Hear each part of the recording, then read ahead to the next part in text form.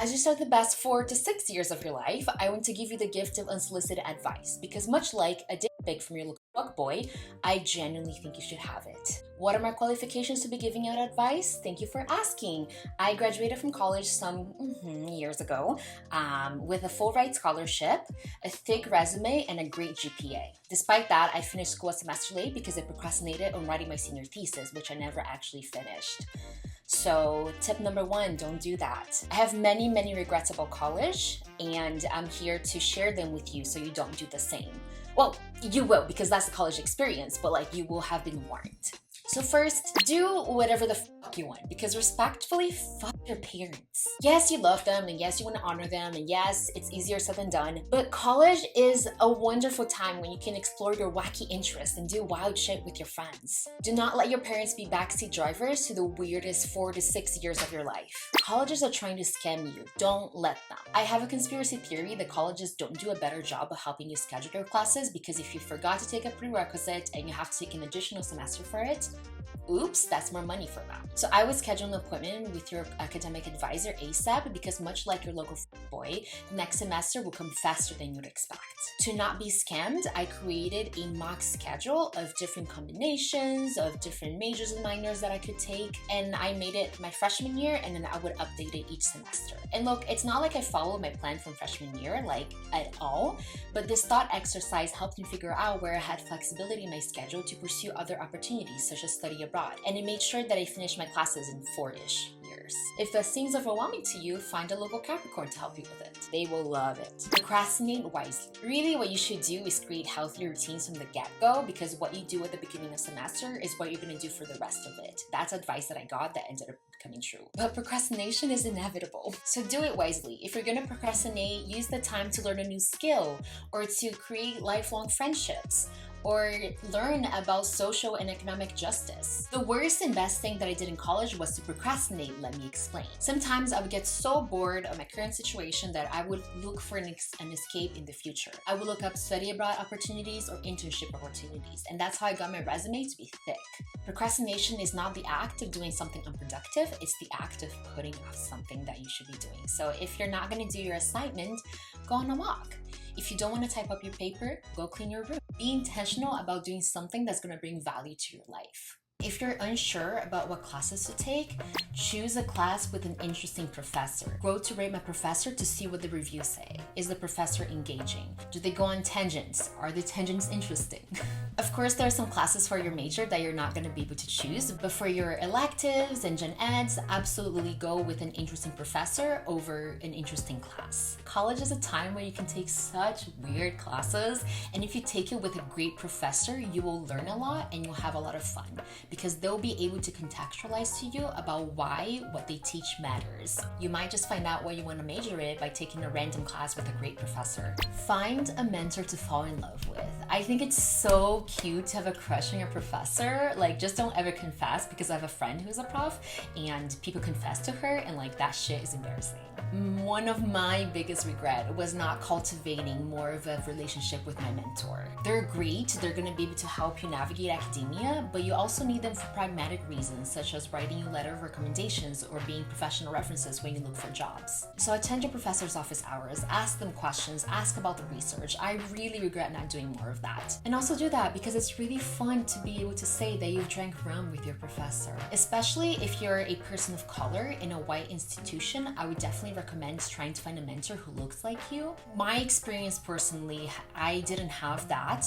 And one thing about being Asian in academia is that we Asian people, we are seen as being smart when it comes to STEM, but not necessarily when it comes to social sciences. I really wish I had a mentor to help me figure out, am I stupid or is academia making me feel like shit? Next, internships are more important than anything that you do at your university. Once I already had a degree, what I studied and what classes I took didn't really matter much at all. What actually helped me land a job were the professional experiences, internships that I've had during college. And I'm not saying that going to school doesn't matter, it absolutely does, but it's the fact that you have a degree that matters. Having been on the other side of interviewing people for a position, I can tell you that if you are showing up and it's the first job that you're looking for, and in the interview you're talking about the classes you take, that shit's embarrassing. Don't do that. Get a job or an internship during your college years and talk about that instead. I know this isn't realistic for everybody because a lot of internships are unpaid, but if you're able to save up money for one thing during college, do it. Save up money to get you through a summer internship, like between your junior and your senior year. Likewise, what you do for an extracurricular can be just as important. I low-key think I have my job because I participated in a club that had a similar mission to the organization that I work at. At least that's what I talked the most in my interview, and I have my job.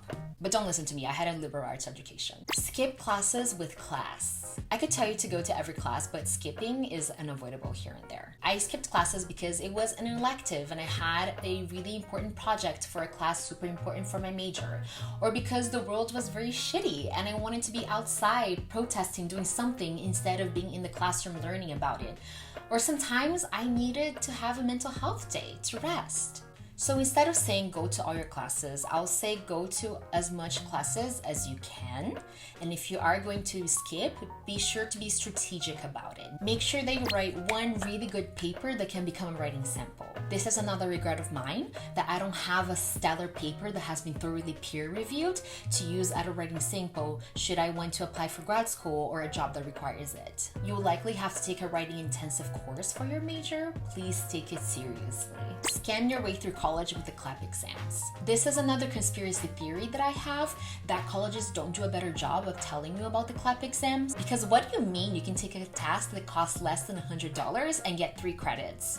So the CLAP exam is similar to an AP exam, but you take it after high school. Of course, you need to study for it and make sure that you actually get, but I think you basically only need to get like a C to pass. Stalk your university. Sign up for any newsletter that you'll find. Stalk your university's website. Stalk your professor's CV. Look, your professors are great, but they're shit at advertising opportunities, so you have to seek them out yourself. And it's also worth stalking your university because this is how you find events that have free food. Back up your files because you will lose it and then have a mental breakdown. Use a planner or you will forget about a group project that's like half of your grade and you'll get a 0 on it and then your GPA drops significantly. Don't study abroad in your last semester. Don't. Say yes to drug and alcohol. Like, don't. But if you are going to be drinking while you're underage or doing drugs, don't do hard drugs. Ew. Make sure that you're around people that you trust, that they aren't flaky friends. Even when disappointing your parents, safety is number 1. Say no to textbooks. I will say that that's a regret of mine of not doing my readings, but I generally did not need my textbooks. And sometimes you won't even need them. Like, the professor sometimes won't even assign readings. So I would wait until a few days into the class to get a vibe to see if you're actually going to need to purchase the textbook or not. Never buy it new.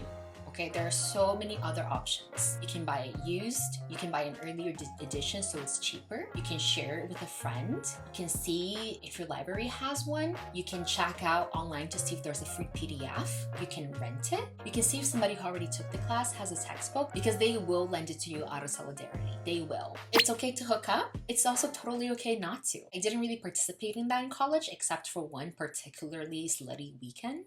A lot less people are hooking up than you think. Ditch your friends. If you're not vibing with certain people, the beauty of college is that you don't have to continue hanging out with them. You'll meet some great people through your classes, clubs, dating, and just from being around campus. At the same time, there will be times when you feel exceptionally lonely, and those times come and go, and they come and go. The friends that I have made in college are my friends for life, and I cherish them so much. Make sure you're spending time with people that are worthwhile. If you leave college without friends, this is not the end of the world. College is a fantastic time, but it does not have to be the best 4 to 6 years of your life. To be serious for a moment, at the first warning that your mental health is not doing so good, seek help. I made the mistake of thinking that my mental health is not so bad, other people have it worse, and I put off seeking help until my roommates put on interventions. Yes, in plural, 2 of them. I hope your university has free counseling, and if they don't, I hope they have a list of resources that you can look up in your area. Use these resources, please. And you may have a good support group, which is great. You may have friends and family, but they're not trained professionals, and it's unfair to put all that you carry onto them. College is really tough, and it often coincides with a time when people start to develop mental illnesses. Like me, that happened to me. I'm depressed as fuck. If you're like me and you refuse to seek help because you don't want to ask or bother others, Think of it like this. You putting your health first is a preventative measure so that you're not letting it get to a really bad point where you're making your friends and family super worried about you. You seeking help and asking for your needs may be the best way to be independent and self-reliant in the long run. This is a tip for if you're still in high school and if you're like highly motivated. I would recommend applying to colleges that have an average GPA that is lower than yours. That's what I did, and I got a full ride scholarship. Yes, I went to a school that wasn't as academically challenging as I hoped it would be, but because of my scholarship, I was able to study abroad 3 times. I can also tell you it has been wonderful not to have any debt, and this has broadened the opportunities that I had post-college, and I was able to, for example, live abroad for a year. If you especially don't care about having the college experience and you're a game to save money, I would definitely recommend looking at community colleges for the first 2 years. And finally, college is a time when your worldview will be changed. Let them. I started college being highly motivated about going abroad to developing countries and helping them build schools. That's what I wanted to do. And then I found out about a concept called voluntourism, which is volunteers going to developing countries and displacing work that could be done by locals. This was an aspect that I had not thought about, and it was really challenging for me to realize that I was seeking something that was wrong. This changed my worldview and it radicalized me to become a better person. So it's okay to be wrong. Be wrong with grace. My battery is ending soon. If you made it this far in this video, thank you so much for watching, and I hope that you have a wonderful semester.